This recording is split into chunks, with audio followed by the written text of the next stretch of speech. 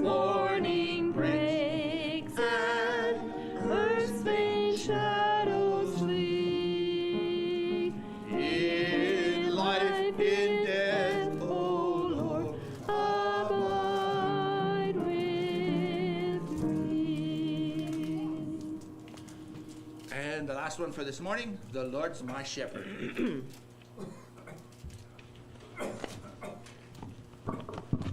In this church we got 4 shepherds.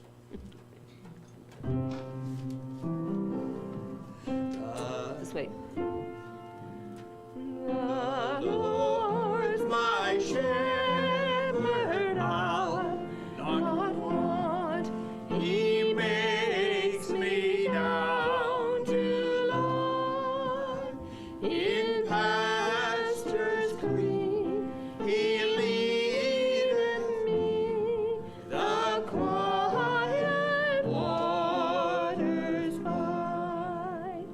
My soul he doth restore again, and me to walk doth make within the paths of righteousness for his own name's sake.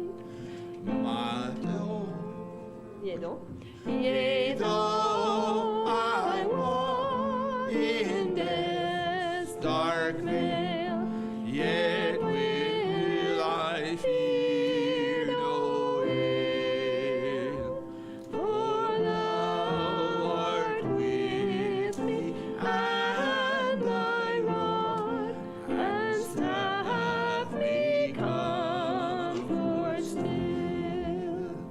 My table thou hast furnished in presence of my foes. My head thou dost with oil anoint, and my cup overflows. Does anybody know where that came from? All right, 23, Psalm 23. Does anybody know how to say it?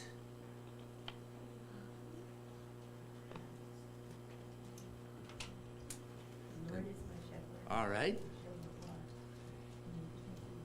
Lie down in green pastures. Restores my soul. He leads me to paths of righteousness. Still waters. Surely goodness and mercy shall follow me all the days of my life, and I shall dwell in the house. All right. Thank you, Rose. I learned those verses when I was young, and it's been so long now that I can't even say them without having a look. What would happen if we couldn't open a Bible today? How many verses, how much of God's Word would you have access to? Now, my daughter, she learned 2,500 verses in a quizzing program. Shep, he did some of the same. And you can say, oh, well, they're geniuses.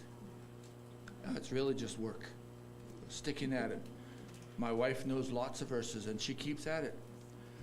My mind seems to be more like a sieve than it is a cup, and it just goes through. But my father gave a very good explanation on that. If you have God's Word and you read it and you think about it and you memorize it, even if you forget what you wrote, it still does its job. Its job is to clean us, to give us direction. And if there was this crazy story about this grandpa that sent his grandson to go get a wicker basket full of water. And they usually use the basket for taking out the ashes out of the wood stove. So it was pretty messy. So he went and got a basket full of water from the river. By the time he got back, the basket was empty.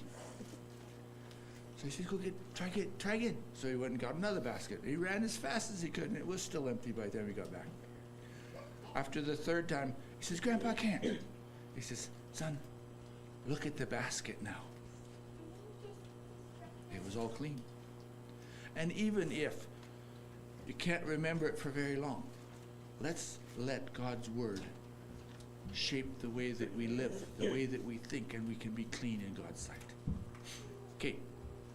I think the next thing we have on our schedule is turn this button off and turn that one off, and then what should be the next screen? Kids Corner? All right, let's see what comes up for Kids Corner.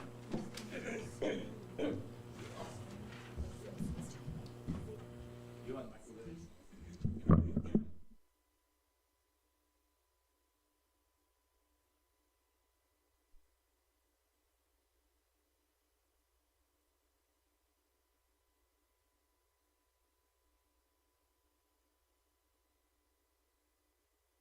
Okay. This story is called My Little Thief, and it's by Phil Callaway. And we went to school, Bible school, with Phil Callaway, and he has probably a web page or something, Laughing Matters. He's a Christian comedian, but some of the things that he says it really hits home. Do you remember the good old days? When we could walk to the corner store, pick up milk, chocolate bars, maybe a new bike? You can't get away with that anymore. They have surveillance cameras now. Well, theft is no laughing matter. One Sunday morning, I sat beside an 8-year-old that I love more than my own life. Honey, I said, is there something you did in the bookstore that you need to tell Grandpa? No, she said, looking thoroughly confused and innocent. The girl reminded me of me. It was a frightening thing. Aw, sweetie, did you take something that wasn't yours? More confusion and innocence. Did you steal some gum and candy? She looked down and shook her head less convincingly than before. I was thinking of consequences and the hardness of her heart, and wondering what it will be like visiting her in prison. My granddaughter, the kleptomaniac, the gum thief who couldn't stop, began with small stuff and was soon stealing cars. But she was cornered like a mouse now. Yes, she sobbed as tears raced down her face. I took it, Grandpa. Is this remorse or the shame of being caught? Stealing is wrong, I said. How do we know? She looked up. God says that. The tears were a torrent now, landing splat on the red dress she just put on to wear to church. So I told her of my own sins. I was 9 when I stole quarters from my brothers, I began. A quarter could buy enough candy to fill a bathtub. I stashed it under my bed. She was listening intently. He didn't laugh when he said that. I stashed it under my bed. She was listening intently. You did? Yes, my mother cleaned under my bed once a year. This was that once. I told her it was my friend's candy. I was saving it for him.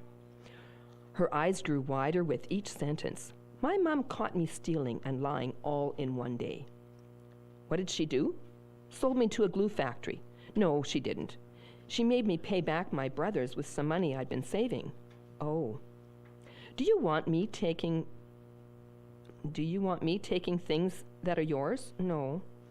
I want to trust you when you say something. Did your friend take candy too? A big pause. Yes, I told her to. Oh, sweetie.